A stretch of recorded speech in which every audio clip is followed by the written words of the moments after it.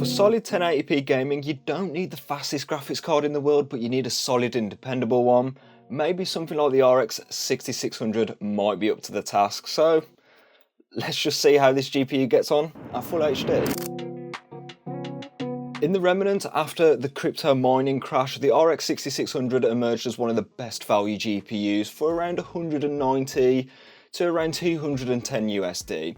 However, stock has since dried up, so the used pricing is what we're going to be going off today, and you can find it used for around £150 on sites like eBay. And for this price you get some fairly decent specs. You get 8GB of VRAM, which is definitely the minimum in 2025, and you also get some modern features like mesh shaders, and it's also built on the RDNA 2 architecture, so it's fairly up to date even though it's going to be 2 generations old this year. And this is AMD's first crack at ray tracing, so it can technically RT, but from what we're about to see, it can't really do it. But regardless, is it a solid 1080p performer? And there's only one way to find out, because we've tested it at both 1080p and 1440p, but we're mainly focusing on full HD today, with all testing being done in our Ryzen 5 7600 testing PC, and all of the specs are linked in the description below. Anyways, all testing has been done using the latest Adrenaline driver, which is 24.12.1, and resizable bar has been enabled, but other than that, the RX 6600 has been left at its stock out of the box settings, so let's see how it gets on. Cyberpunk on the high preset is up first, and at 1080p the performance is pretty brilliant. 69 FPS on average, nice, with that 1% low at just beneath 60. This means the performance is nice and smooth and you won't be having any problems here. 1440p is kind of, yeah, it's below 60, it's just above 40, so it's not that great, but the 1% low is looking pretty good here. I'd recommend just keeping it to 1080p here, honestly, or maybe using upscaling at Quad HD. God of War Ragnarok is up next, and this game is still quite optimised, but the 1% lows were leaving a little more to be desired here. It might have something to do with the 8GB of VRAM, to be honest. Luckily though, we just got above 60 FPS at 1080p, and for 1440p it was just above 30. I would say maybe do a bit of settings tweaking even at 1080p to guarantee a 60 FPS experience at all of the time. And for 1440p, I'd probably just miss it on this GPU. If you want to play this game at that resolution, I'd recommend a much more powerful graphics card. Call of Duty Black Ops 6 is a weird one. We were getting quite a bit of stutters in this game, and yes, I've disabled the voice chat and we were still getting stutters, so I'm not quite sure as to what that's about. But luckily 1080p, the performance is relatively fine, especially with the average frame rate, and even so at 1440p with the average frame rate too. What I'd do here maybe is enable upscaling, especially at Quad HD. This would probably guarantee you some pretty decent performance, but what I can say, Black Ops 6 isn't the smoothest of PC ports. Hogwarts Legacy on high looks pretty good, and it performs pretty good at 1080p as well. 74 FPS on average with a somewhat okay 50 FPS for the 1% low. Yeah, I think I'll take that on this GPU. And then we've got 1440p, where this sees the best out of the AAA games that we've tested today, and dare I say, if you do some settings tweaking, you can get above 60 FPS without using upscaling. Stalker 2 on the medium preset is probably the hardest game to run today, and yeah, it's like kind of an Unreal Engine 5 moment, because we didn't even manage 60 FPS at 1080p on the medium preset, so that isn't particularly that great. But to be honest, the frame rate doesn't drop too much at 1440p, only down to around 47, so it's not too bad, I suppose. Things are looking up for the esports games, because Fortnite performance across the board at both resolutions. You're not going to be having any problems on the DX11 API with the low settings. So if you needed a bit more performance, the performance API is always an option for you, but do you really need more than 340 FPS if you're not a high level pro? I'm not too sure. Where you might be wanting a bit more performance is Star Wars Jedi Survivor. 1080p on the high preset, not getting 60 FPS, and 1440p on the high preset, you're getting just above 30. What I'll do is keep the textures on high, maybe lower most of the other settings down to around medium, particularly at 1080p.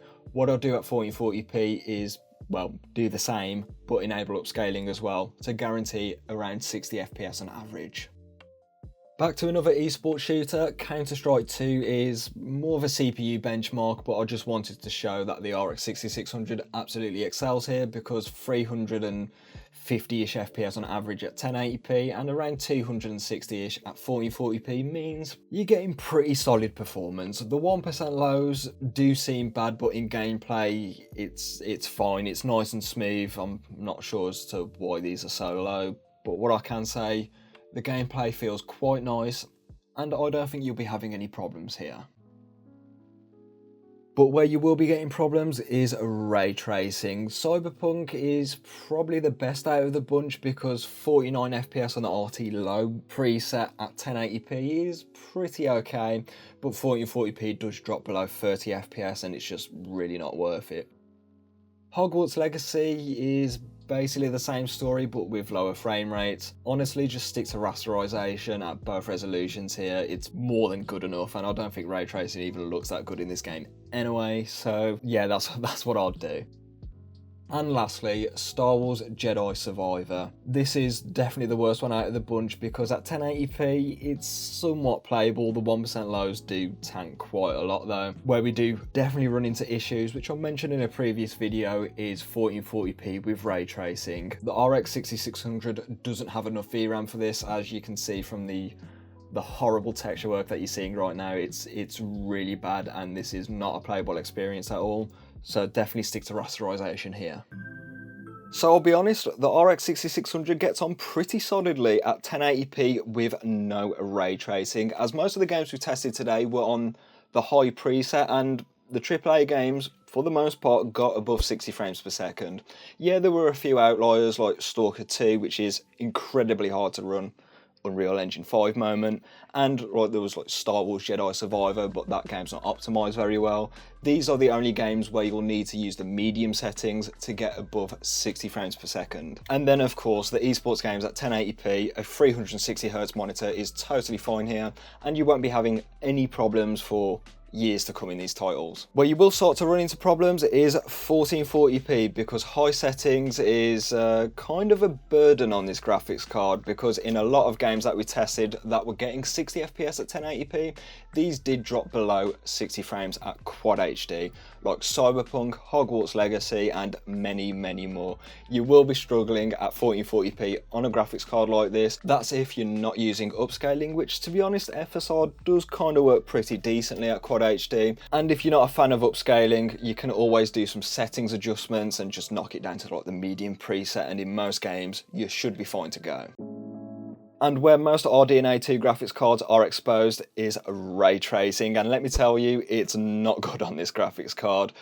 Yes, some games were playable at 1080p, but to be honest, it's not as good as rasterization because the performance is just not as great, and to be honest, you should be aiming for around 60 FPS, something that this graphics card cannot do with ray tracing. And where this problem gets even worse is 1440p, because not only are you getting terrible performance, you're also running into VRAM related problems. Like in Jedi Survivor, the textures were absolutely terrible, and this is a point that I highlighted in my 8GB GPU video, which you can watch after this one, where it's just not enough for 1440p ray tracing anymore, despite what Nvidia want to tell you. But for a budget used graphics card, the RX 6600 does a pretty good job at rasterized performance, particularly at 1080p. And if you were looking for a budget graphics card for your next gaming PC, I recommend this one to a lot of budget gamers. It's fine enough for even the newer AAA games, and if you wanted to play esports titles, the RX 6600 is absolutely brilliant, and it's also a pretty low wattage card, as it didn't draw any more than like 105 watts in my testing, so this thing is like really efficient. But you've got to buy this graphics card used because its new pricing just simply isn't that good. The ArcB 580 is a much better deal at $250 if you can find it in stock. Anyways, for 1080p gaming, the RX 6600, really solid entry-level graphics card. But if you need a bit more horsepower from your graphics card, there's a video for you up there. With that being said, I'll catch you in the next one.